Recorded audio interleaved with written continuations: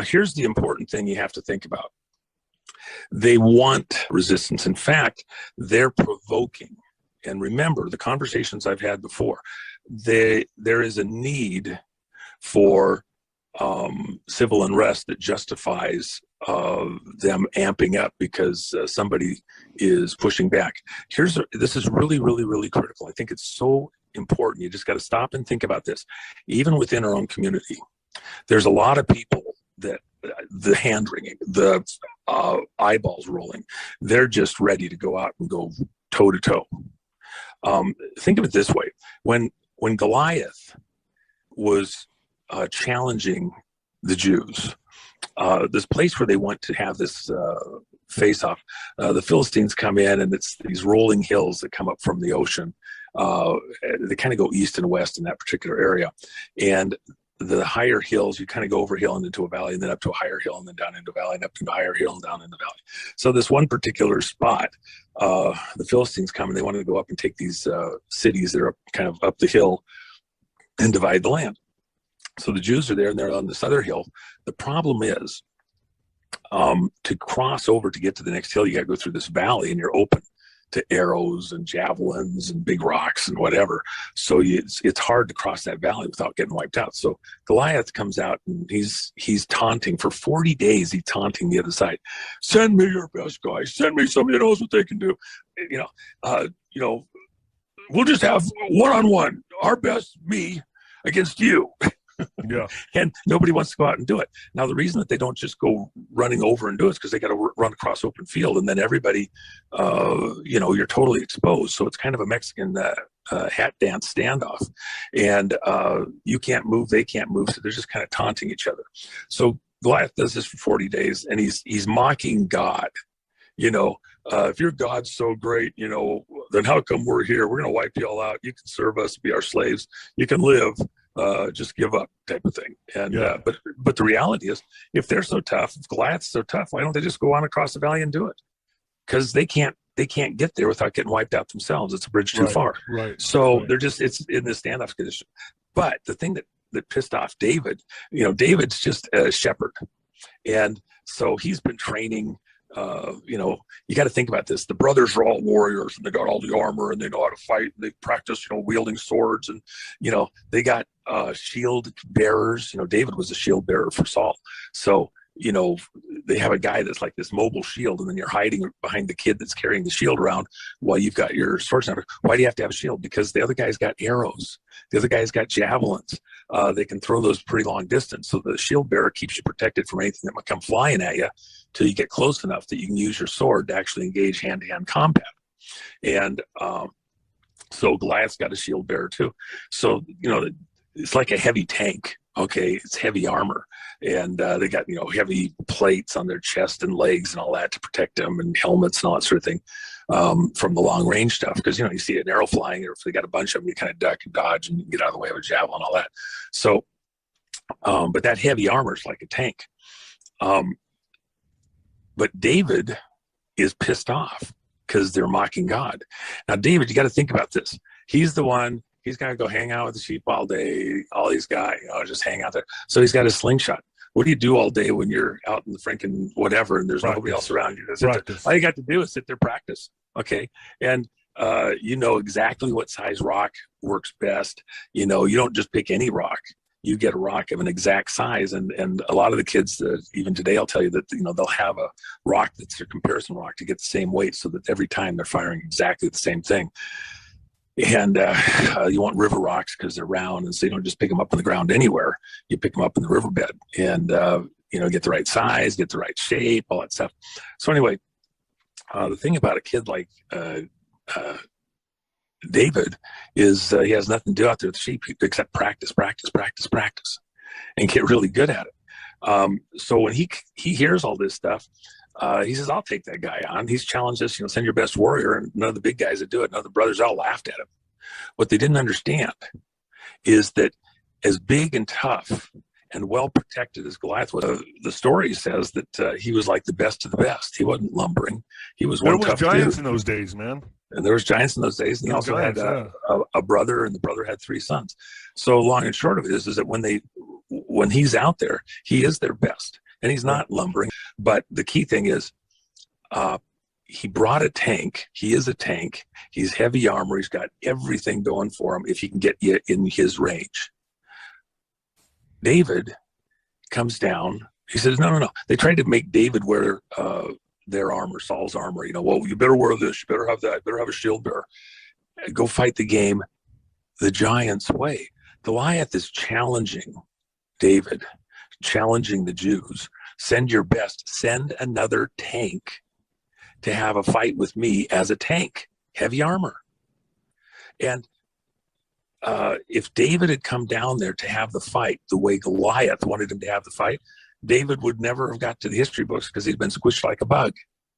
He's a little scrawny kid. And he couldn't wear the armor that the other guy had because the armor would weigh him down. He wouldn't be able to move. Yeah, he's got one shot, literally. Well, he could have probably got a couple off, but he wouldn't have got a whole bunch off. But the key thing is this. The fact that he didn't have all that armor, the fact that he wasn't allowing himself to be weighed down, that was the key. So you picture Goliath. David says, yeah, I'll go take that guy on. And the Jews are all, yeah, we got a guy that'll do it, And you have to think, too, the challenge was if one side or the other lost, the other side would be the slaves of the other side. So each side's crossing down into this open, valley below, hundreds of yards. And they get there and everybody else is hanging up on the hillside, in their defensive positions. Goliath's coming down with his shield bearer, to block anything. And David can't take his first shot hundreds and hundreds of yards away, even though these guys were good enough with their slings, these gunslingers. David gets down closer and closer, but if he shoots 200 yards away, these are guys that could take a bird out in flight with a rock. They were that good. And, David sitting out there, nothing to do. He did nothing but practice knocking cans off the wall, right? Off the tree limbs, whatever, yeah. So he, that's all he has to do all the time out there with the sheep. He's just practicing, gets great at it. But it wasn't just that. David actually, it says he grabbed a lion by the beard and slew its throat. So he could hold the jaw just right to get that knife into the throat just at the critical instant. But timing is everything. They got claws. They can rip you to shreds in an instant. You have to be able to get just the right angle where you're not vulnerable to those claws and get that knife into the throat before they get a chance to rotate around and get you. David gets down there and he closes the distance close enough that he's just outside a spear range, but close enough that he can hit the mark and have room to get, if he had to, a second or a third shot. He gets down close enough that he can see the whites of his eyes, let's just say it that way. So he's in range. For the sake of discussion, he's probably not out there at 100 yards. He's probably down there at 150 feet. Yeah. Okay. And the rock that he's slinging is a pretty good size rock. If you can take your finger and thumb and put it together, that size of a rock is probably about what it is, maybe a little bit larger. And but it's a very exact size. And part of the problem is, why do you have to be that close? Because he's got a shield bearer. If you're just a slinger and that thing's coming at you, they could sling him at about 200, 250 miles an hour. Think of a fastball. Fastest fastballs go at about 100 miles an hour. With the sling, you're stretching out a little distance and you're winging that thing around. So whereas your arm can throw that fastball at about 100 miles an hour, with that sling, you can get it out there about 200, 225. So you've got pretty good mass there and it's moving very fast. And something coming at you at that speed, it's hard to dodge and dive. If they launch it 100, 200 yards out, you can see it coming. And even though it's moving fast, you can dodge your head, duck behind the shield, do whatever. So as you close the distance, it's harder for somebody to dodge and dive at the critical moment. David gets down in range. And then, Goliath, he's like expecting he's going to do a fight like a tank. He was looking for another tank. Okay. He's looking to do tank to tank combat, blow the freaking other tank up, but he wasn't anticipating somebody that was not armored at all to show up and just do it, dodge and dive and slip and roll and whatever, and get down inside that range. And then with precision, launch this rock. And the rock, when he launched it, caught Goliath by surprise. He didn't expect David to wait even that close. A normal slinger might do it way far away because he's afraid he's going to run. He's going to have whatever plan he's going to do. No, he gets right down in range, launches that sucker, and then he hits Goliath at the one place that he's actually vulnerable. He's got heavy breastplate. He's got legs covered in bronze protection. He's got a helmet on. He's all, he's ready to go. And the one spot right between the eyes, just right there in his forehead, just a hair above it. And he hits Goliath. Now, it's unlikely it actually killed Goliath, but it says it sank in deep. And Goliath, because he saw David was coming at him, probably began to run towards David to get to him because David was staying just out of range. He was doing a Muhammad Ali rope-a-dope. He's going to, keep his distance and keep out there. He's looking for that entry point, both of them kind of facing off, but looking for that instant when he can get the shot off. It might not have been, just came down, bang, wields it off. He came down, there's probably a little conversation, a little taunting, and David's looking for that exact instant when there's going to be an opening. He's got to get the timing. It's got to be perfect. Well, Goliath was probably running at him. And part of the reason we know that is because it says that Goliath fell forward, face down. Right. When the rock hit him, it didn't throw him back and didn't, have that much mass. It probably snapped his head, but his body weight was forward. And so that's like those little teeny intricacies in a story tell you so much about that last instant. He was running at him, David's taunting him a little bit, probably looking for that right moment. And Goliath's going to get this over with right now. He's just going to get it done. And so Goliath's racing towards him. Bam, he gets hit in the forehead. It misses the shield bearer. The shield bearer doesn't have time to react to it because he's inside the distance where the shield bearer can lift that shield quickly enough to block him. And Goliath's running, so he's, might even have passed the shield bearer for all we know. He's just going to go get this kid. He doesn't care. He doesn't think about how accurate that kid might be. If David's going to throw a rock, okay, well, that's why he's got a chest plate on. That's why he's got a helmet on. That's why he's got, his legs protected. He thinks he's safe in the tank. He let David get too close. And then David beamed him right where it counts. And Goliath fell forward, but he probably wasn't dead at that moment. Then David had to run over. He took Goliath's sword because David didn't go out there with a sword. He just went out there with a slingshot, took Goliath's sword away from him, chops his head off, which was, symbolic in that area. We got your guy and all that. And then the rest of the story is that David, when he got the rock that he killed Goliath with, it says he picked up 5 round stones. And why did he get 5? Because Goliath had a brother who was also a big champion, and his brother had 3 children, all giants, and all the best of the warriors of the Philistines. They weren't there with just Goliath that day. They were there with, the brother and the other giants. They knew that if David left him alive, they'd come for him and hunt him down. So he went on the hunt, got them too.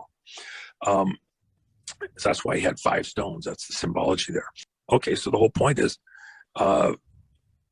they got heavy armor and you got light armor. How are you going to do this fight? Who actually had the advantage here? The reality is that David had the advantage. He wasn't at disadvantage. He's the underdog and everything else. Was he? We got all of these people that think that we're at a disadvantage right now. We are not at a disadvantage. We have the numbers out across the country. There's certain locations that, they may be in full control of. And they can do whatever they want. And if you play the game their way, you're going to lose.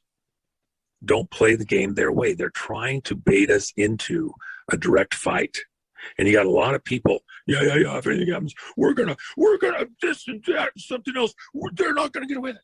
Hey, relax. They're trying to create this illusion that's not true. That's why they had players in there to bait. Now, you had some interesting things that happened over the last few days. You have governors that are turning around in a couple of key eastern locations and said that we're now moving from the voluntary phase to the mandatory phase. So does that mean it's actually happened yet? No, please listen, stop, take a deep breath. No, if we don't do this, we got to, and it's going to, and we got to take a deep breath, take a deep breath, take a deep breath, take a deep breath. They're moving from one to the other. They want to do that, but they're trying to taunt you into going out of your mind and doing something stupid that justifies some of these next moves. Take a deep breath. What do they want to do? They want to create something that's so upsetting that it becomes the whole conversation distracts from the rest of the media cycle. Right, exactly. And part of the thing is, remember, this is kind of an important aspect to this. Saying that you're going to get a certain period of time to complete getting into the flow with everybody on the voluntary stage doesn't mean that it has become mandatory. It means that you're giving some date certain that you have to complete it, or it will be mandatory. And what's mandatory mean? It doesn't mean they're throwing you down in the street and standing on you and sticking the shot in your arm. It means that you don't get to go to the grocery store. You can't be in a public building. You can't be in a public space.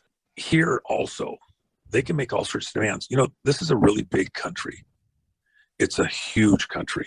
And I don't care. You can bring as many people in to try and enforce and demand and everything else. But the reality is we have a lot of depth.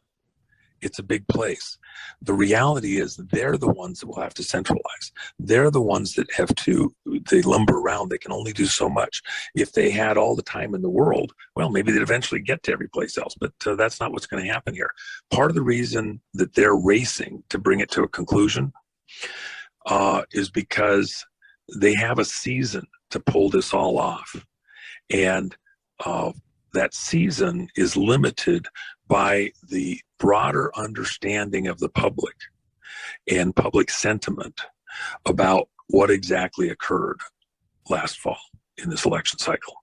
And as more and more people understand the obvious and then the ramifications of it, just like my guy that called up that's scared to death, he's not been on our team, except that this is a bridge too far. This is a straw where he can't go there. He's scared to death for himself. He's scared to death for other members of his family because he sees it for what it is. Literally, the scales are falling off his eyes right now. You're still in the voluntary phase, knowing the mandatory is coming. The whole idea here is that you're given the choice, get it done by such and so or else, and then you have to have the, passport to prove that you have come in compliance. And then while you can, there's a bunch of fake passports out there right now, they will identify the fact that, yeah, actually we're not doing that game. And that will change again, because they don't have a database that works right now. So there's a lot of fake stuff, but that won't last very long. And then it'll switch to the other. You're only going to get to play that game for so long. So at the end of the day, people need to be aware this is coming. It's real. They had a plan to shut us down for years until a vaccine could show up. And watch out for the words. And so at the end of the day, when, we closed that distance at warp speed before. That's what Trump did. Yes. This is such a much bigger game. And people say, well, he could have just done that. They could have just done this other thing. Look, this is World War IV. Okay. And there's a lot at stake. So getting this material out there, use the game against them. And, you got to do this. You can do it. Okay, well, then let's do it faster. Let's throw everything at it. Closed the distance. He had already established when he got sick, famously took a couple days, came back, says, I used the hydroxychloroquine. And, I felt bad for a day or two, but I got well again. Okay, so I'm fine. So it was fine. Well, then you go out later and you look at the other stuff. Okay, well, go ahead and go get what you have to because they say it's ready now for broad distribution. Okay, well, but you have to make a choice. You can do one or the other. If you don't think you can go out and function with other people without having, an owie, then, go get it. But, you're a big boy. You want to risk it? Go ahead. I'm not recommending anybody around me do it. And I got plenty of people that may have done it the first time, but they're not, once they got fooled, fool me once, fool me twice, not happy. Shame on me. Yeah. So long and short of it, now that they understand more data is coming out and they're seeing what's going on, they're like, no, you said this and this, and all of a sudden it isn't what you said it is. I'm not doing it again. And I'm not getting locked into doing it over and over and over again either. Something's wrong here. So now you got to pick a lane. You got to grow up. You got to think your way through it.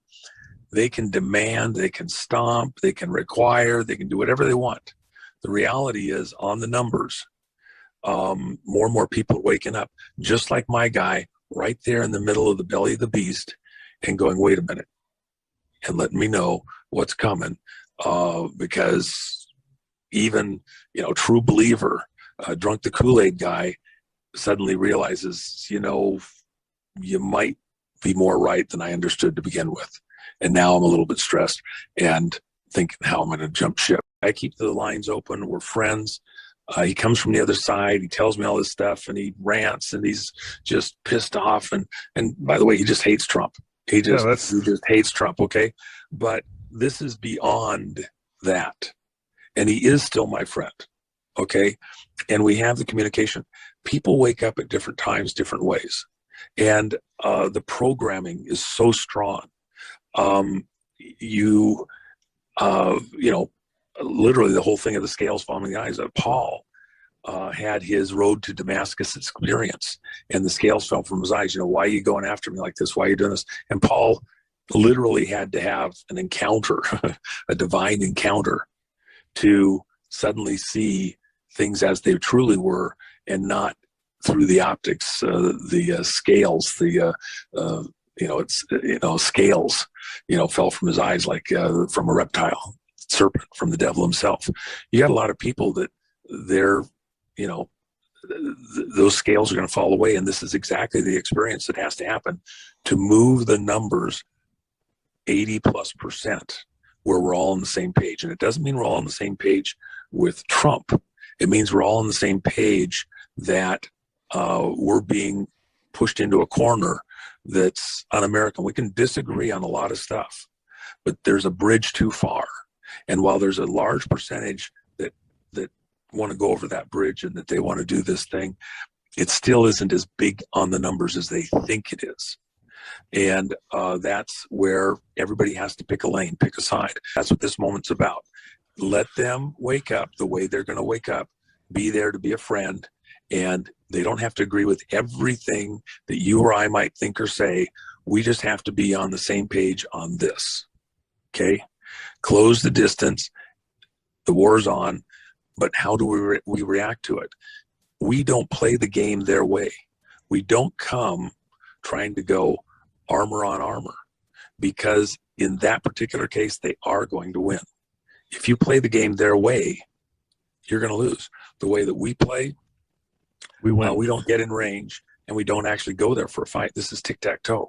The only way to win this kind of a war is not to play at all. We aren't playing that game.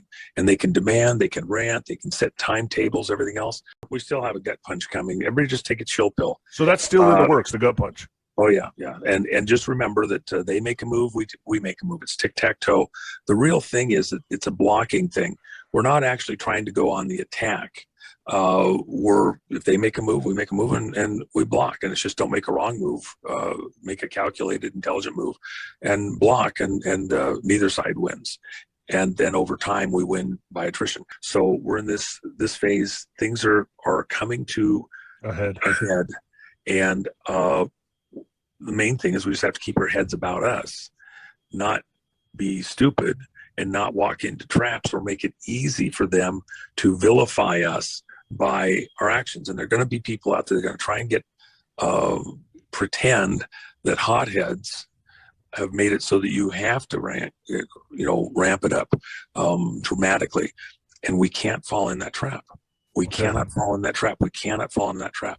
If hotheads do it, let it be their hotheads, their false flag people, but not us. And then remember, they can't do it everywhere. So this is a very delicate situation. Very delicate. Create the illusion that it's everywhere because they command the media cycles. They have the high ground. They have their people in all these places to handle the media cycle. And then remember, even in the comments, it's going to be a free-for-all in the comments in these various places with the AIs and the trolls and everything else. Take a deep breath, relax, okay? Is nothing happening? Lots is happening, and we are moving towards the target. We're having tremendous success, and things are gelling beautifully. Do we have to wait to 2024, or is it going to be before or sooner? You're getting the clues. Deep breaths. Come on, work with us, okay? Love you, Nino, but hey, people, everybody relax. Deep breaths. Doesn't mean don't do nothing. That's not what I'm saying. We are doing something. We're educating each other. We're seeing what's really going on. We're having the conversation. Do nothing. The reason my guy called me, sweating bullets about the idea that with his medical condition, he might be required to do something, is because we've had this conversation. I've kept the communications open. And that person is now suddenly waking up. That's not doing nothing. That's keeping the lines open. Those conversations, words mean things. Those communications are everything. We're staying open to have the conversations with our friends and neighbors, because this is a numbers game right now. As more and more people wake up, understand what's going on, and say, well, wait a minute, I don't agree with that.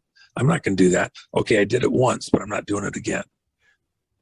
Key people, I've had that conversation with numerous, and all of a sudden they're like, actually, if I'd known now or known then what I don't know now, I wouldn't have done that. Why? Because we had the communication. It's a numbers game. We have to have the 80 plus. That way we don't have a civil war. Work the problem. Don't go out of your mind. Don't tell me that nothing's happening. And you know, even from our conversations, huge things are happening behind the scenes. We need the stability to pull those off, and they are happening. And then when everything turns, just like in the book of Esther, it will seem instantaneous, because it is instantaneous. Things are going to turn on a dime. You're not going to believe how quick things are going to actually happen, way sooner than a lot of people think it can happen. But it is a near-death experience. A near-death experience isn't, gosh, I felt a little discomfort. No, it's one of those ones where it's, you know, the sweat's coming off every pore in your body. Literally, I've been there. Come out of it, and you realize, oh my gosh, it was almost over for me. You know, at the last possible second. This is a near-death experience for America. This is an Esther moment. It's going to be gripping. It has to be, so that the American people will not ever let themselves be taken into a situation like this again in many lifetimes, and they will recount it to their children and grandchildren. It will be so gripping and memorable.